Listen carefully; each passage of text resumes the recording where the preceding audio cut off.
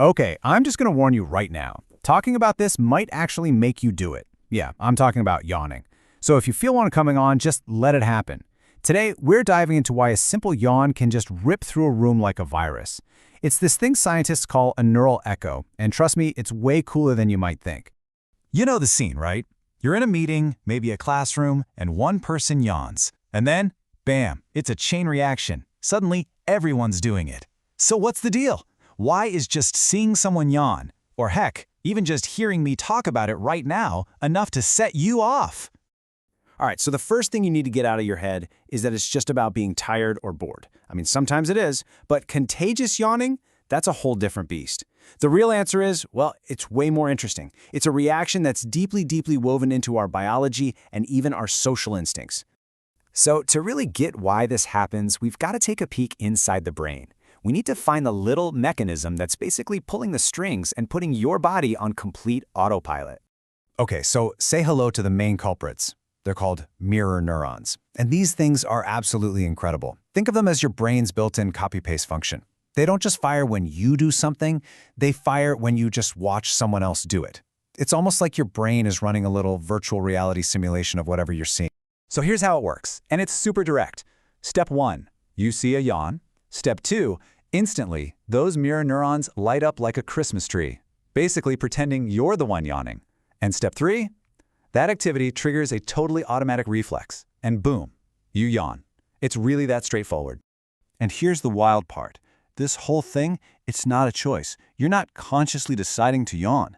The signal from those mirror neurons completely bypasses the part of your brain that you use for planning stuff. So you're not choosing to copy that yawn. Your brain's automatic wiring just takes over and does it for you before you even have a chance to think, hey, should I yawn right now? Okay, so that's the how. That's the neurology. But that doesn't really answer the deeper question, does it? The why? I mean, why would we even have this weird automatic copycat system built in? Well, the answer has to do with something huge, our social connections. Now, this might sound a little out there, but get this. How easily you catch a yawn is actually a pretty good sign of your capacity for empathy. Yeah, really. It's like this subconscious little signal that you're tuned in socially and emotionally to the people you're with. And there's some really solid evidence to back this up. For starters, this whole contagious yawning thing, it really kicks into high gear around age 4, which is exactly when kids are developing their empathy skills. Plus, think about it, you're way more likely to catch a yawn from a friend or a family member than from some random stranger, right? It also lines up with high scores on empathy tests. And this is fascinating. Studies have found that contagious yawning is less common in children with autism, which researchers think is linked to differences in how empathy is processed. It's all about this unconscious social glue, this bonding that happens without us even realizing. But believe it or not, the story goes back even further than that. Like, way further. This whole behavior is ancient, and it probably evolved for a super important reason, straight up survival. And we're pretty sure about this because, well, it's not just us. We're not the only ones doing it. You see this trait across all sorts of highly intelligent social animals. I'm talking our closest cousins, chimps and bonobos, but also pack animals like dogs, wolves, even elephants. So the big question is, why? Why do all these different species share this quirky trait? The leading theory is something called group vigilance. The idea is that a yawn wasn't originally about being sleepy, it was a signal, a subconscious way to tell the rest of the group, hey, something's changing. Maybe it was a signal to switch from being relaxed to being on high alert, to help everyone spot a predator sneaking up. And that right there is its genius. A contagious yawn gets the entire group in sync. It puts everyone in the same mental and physical state at the same time. It's this ancient, totally nonverbal trick to make sure the entire tribe, the entire pack, is neurologically on the same page, ready for anything. So, let's recap. We've got mirror neurons doing the work, it's all tied up with empathy, and it has these super deep evolutionary roots. But the story isn't over yet. Oh no, there are a few more surprises.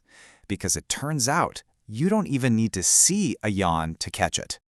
All right, check out this number. 49%. Any guesses what that could possibly be about?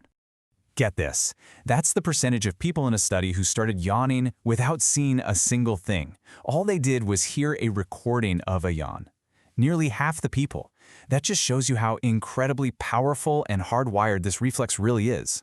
And here's another weird one for you, the link between yawning and stress. You'd probably think more stress, more yawns, right? But it's not that simple.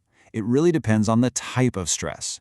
So psychological stress, like, say, feeling anxious before a big presentation, that can actually make you yawn more.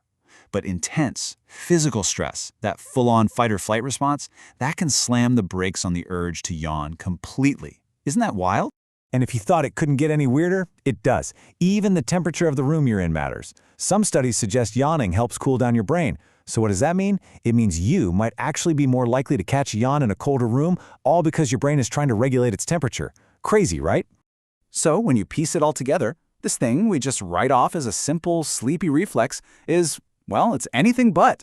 It's a neurological echo chamber in our heads. It's a badge of empathy. It's an ancient piece of our evolutionary software. Bottom line, it's a pretty sophisticated tool for social bonding and ultimately for survival. So the next time you see someone yawn and you feel that completely unstoppable urge to do it too, just pause for a second. Remember, it's not just your body saying, I'm tired. It's your brain firing up, showing off its deep, ancient, and empathetic wiring, its connection to the people right there with you. So I guess the only question left is, what will your next yawn say about you?